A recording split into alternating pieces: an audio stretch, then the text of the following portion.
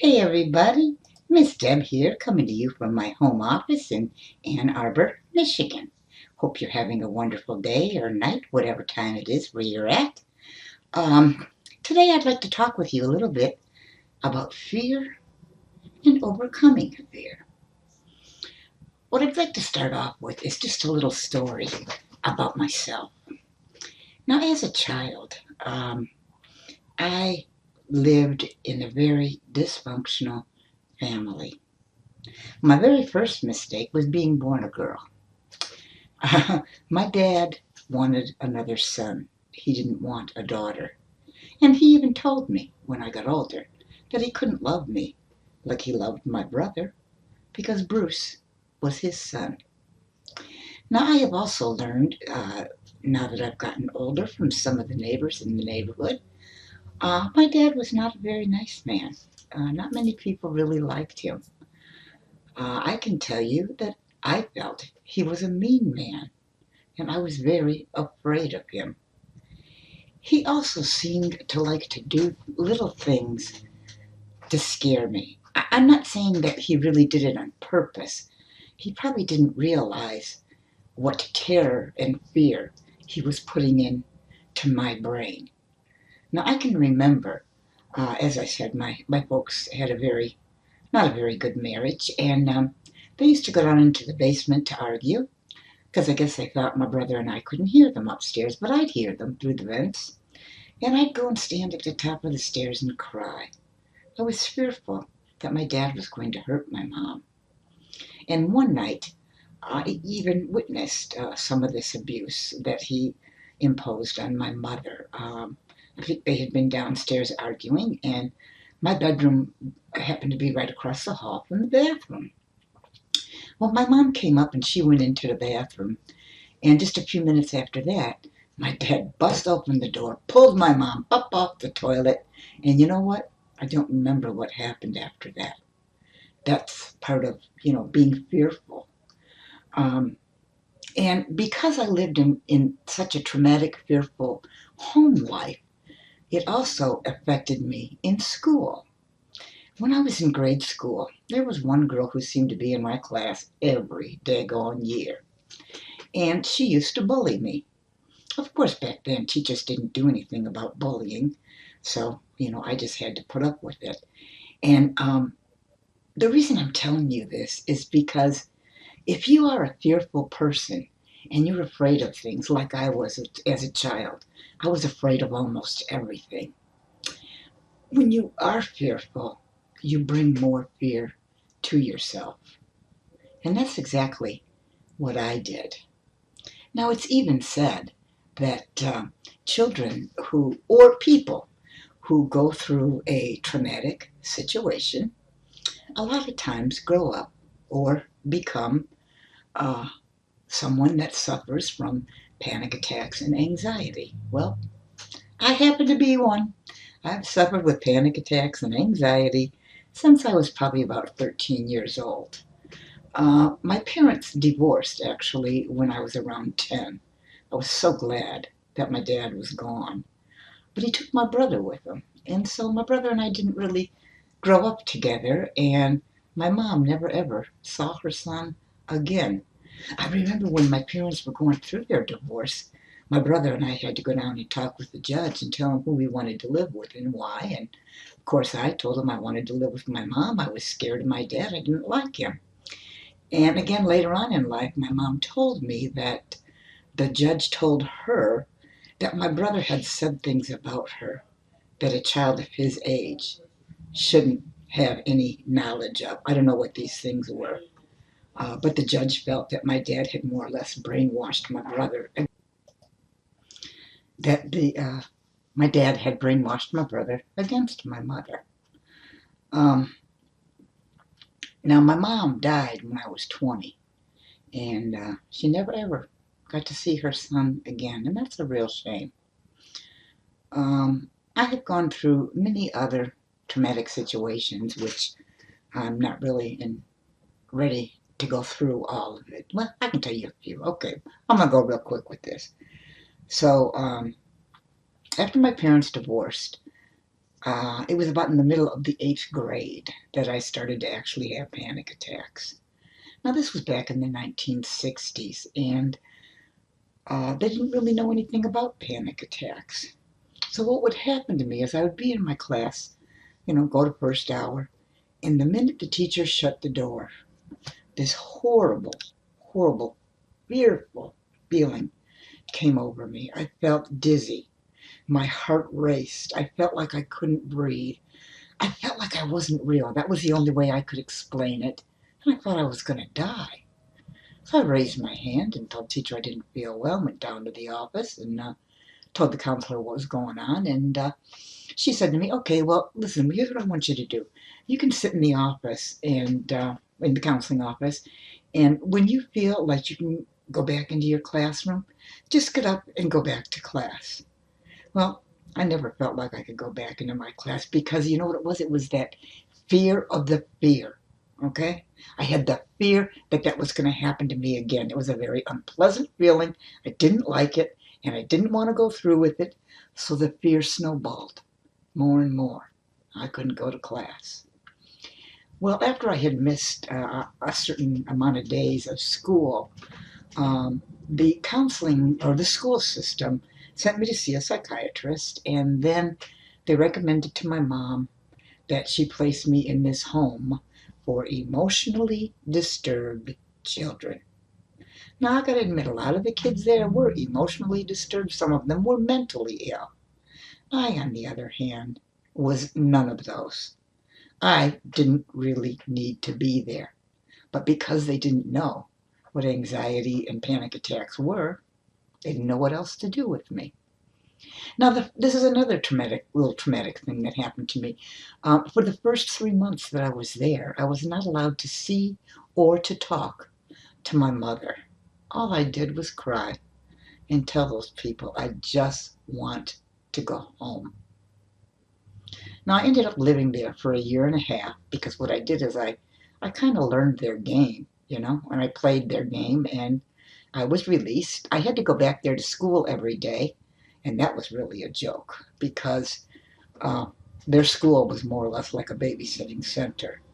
So through the high school years, I didn't take a lot of the courses that are required for graduation, although I did graduate from high school. In the 12th grade, I was allowed to go back to public school, and that was one of the most fun years of my life. I was happy then. I didn't seem to be having any panic attacks about going to school or being in my classroom. And, I was back with a lot of my friends, met new friends. And then I met one guy towards the end of the school year and I fell in love. He was my first love. And in the summer, after I graduated from high school, I got pregnant. Well, we were going to get married, but he decided he didn't want to get married. So, again, back then in the 60s, an unwed mother did not keep her child. So I was forced to put my daughter up for adoption. That was, uh, that wasn't fearful, but it was very traumatic and sad, and it took me a long, long time to get over that situation. Well, now about a year and a half maybe after my daughter was born, my mom got sick, and on New Year's 1972, my mom died from cancer. I was 20 years old when she died. And because of my anxiety and panic disorder, I had been very dependent on my mom. I never went anywhere by myself. I never drove anywhere by myself. So I was still suffering from panic attacks. And when my mom died, for me, it was like the end of my world. All of a sudden, what am I going to do? How am I going to live without my mom? Okay? I had to sell my mom's house to pay off her doctor bills and pay off her house. And she only owed $1,000 on her house. But I didn't want to stay there because there was just too many memories there, and I was actually afraid of her spirit coming to visit me, because it did come to visit me a couple of times in the house. And it was nice to see her. She told me she was okay, not to worry about her and things like that. So, that was good. But I was also in no way, shape, or form ready to be a homeowner. I just wasn't mature enough. So it got down to where I had 2 weeks left that I had to get out of my mom's house because it hadn't been sold, with no idea where I was going to go to live. Well, an old friend of mine had heard about my mom's death, and so she came by to see me. And to make a long story short, her parents, who are two very loving and caring people, they took me in. I lived in their house. They had taken in other kids before. I lived in their house for 4 years. I had to pay rent, $25 a week. Wouldn't that be nice nowadays to only have to pay $25 a week for rent? That's ridiculous. But anyways, I worked as a beautician, and Deborah, their daughter, who was my friend, she was also a beautician, so I'd get a ride to work with Deborah, and I was able to work, and I paid my rent, and then 4 years later, I got married. My husband and I had 2 children, a boy and a girl, and a little while after, after my daughter was born, our marriage started to fall apart.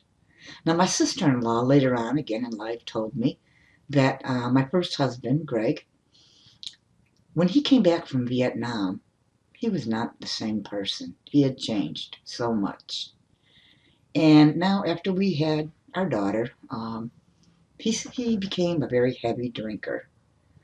He also cheated on me all the time.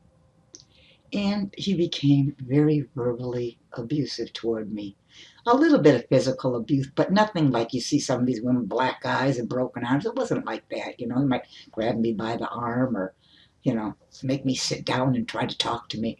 But anyways, um, I was still, again, suffering from the panic attacks, but I had to get past that fear.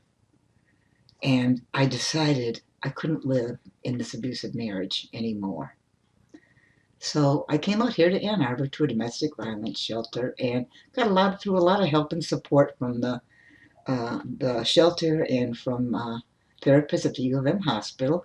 I overcame part of my fear. I was able to live by myself and take care of my 2 children. So that was a good ending in that one. Um, I also started to go to college, and I was a little fearful about walking around from class to class without somebody right next to me that I knew. And a couple of the ladies from the women's center there helped me get over that fear. They would first they walked me from class to class. Then it got to where they'd meet me halfway, and then pretty soon I got to the point where I said, "No, I'm gonna just go to my next class all by myself." And I faced my fear. I got over it. I could walk all over that college campus without any problems, and that was good for me too. Let's see, what else have I gone through in life? Well, that pretty much sums it up. What I'd like to talk about now is ways that you can overcome your fear. Because if you don't overcome your fear, it's going to consume you. It's going to consume your life. It consumed so much of my life, and it still controls part of my life. However, I have gotten past some of it by doing some of these following things. What I started to do is whenever I went out anywhere, I'd carry water with me because it seemed like if I felt panicky and I had a drink of water, it would help me to calm down. I've also carried around, made sure I had a piece of paper and a pencil or a pen in my purse. And say I was riding in the cab to work, and I felt nervous. Well, I had my water with me, and I'd get out my little piece of paper, and I'd start either just drawing crazy little flowers, or I would write a letter to someone that never got sent out anywhere. But the thing of it is, when you suffer from panic disorder, is you've got to get your mind off of that fearful feeling, So by doing these other things, I was able to overcome that fearful feeling and be able to make it to work or wherever it is I wanted to go. Another thing I have overcome is being afraid to go into the grocery store by myself. Now, a friend of mine helped me out with this. What she did with me was we took it step by step. She'd say, "Okay, Deb, I'm going to go down to the end of the aisle, and you're going to walk down this aisle, get whatever you need, and I'll meet you down at the end." So I got to where that didn't bother me. Then she said, okay, I'm going to go around to the next aisle. You won't see me, but you know I'm in the next aisle. You go down this aisle, you get what you need. I'll be in the next aisle. Then I got 2 aisles, 3 aisles, whatever. And it finally got to the point where Michelle would sit up at the front of the store and say, okay, you go in and you shop and you get what you need. But if you feel panicky, come back up here and get me. And you see, these are things that you can do to overcome your fear. You take it one little step at a time. You don't need the whole staircase. It's way up there. You have to look just one step, one stair at a time to get past or to get over this fear that you have. So, what I want to leave you with today, on a happy note, is that I say you need to face your fears. The only way to get over them is to face them. Find a way, find some way, some sort of a comfort thing that you can do, such as the friend, aisle to aisle in the grocery store, carrying some water. Or another thing, I don't really like being home alone at night, and my boyfriend works midnights now, and never really like being home alone. So how I have overcome that one is I say to myself, okay, number one, a panic attack isn't going to kill me. They can't kill you. They're horrible when you're going through them, but it's not going to kill you. And what I also say to myself is, hey, I got my neighbor Flora's phone number. I got my friend Lisa's phone number, my friend Jerry's phone number, my daughter, my son. And if I begin to have a panic attack because I'm feeling alone, I can call one of them and talk to them. And it will help me, again, to get past that anxiety feeling and that fear. I also sometimes get up, get on my computer, and start playing games. Because you have to trick your mind. You have to get your mind off of that fear to face it. And so that's what I've done. I would encourage you to do the same thing. Just face your fears, whatever it may be, whether it be doing videos, talking to people. Practice it. Find a way to get around that fear and just go out there and do it. So that's it from me today. Hope you enjoyed this little video, and I'll see you again soon. Thanks so much for staying with me. Have a wonderful day or evening. Bye-bye.